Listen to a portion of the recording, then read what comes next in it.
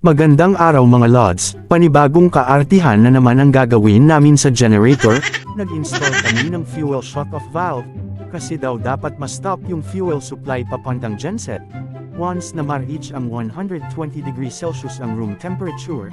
At syempre naglatag kami ng wirings papuntang genset controller gamit ang Royal cord, 3-core.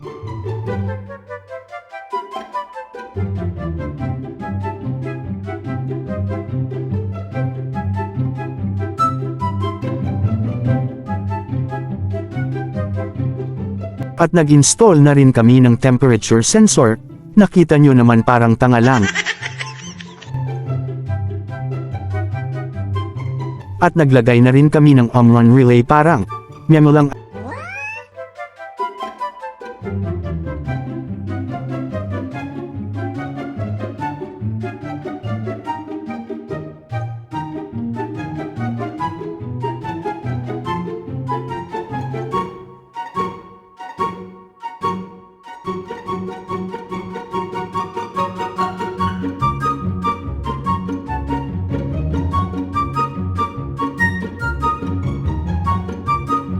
At eto pala si Tisoy. Tisoy kasi maputi, pero kung maitim yan, baluga ang tawag namin dyan. Ginamitan pala namin ng laptop para i-configure sa genset controller. At kung ano ang nakikita nyo ay yun lang yun, secret file yan. Huwag kayong susi.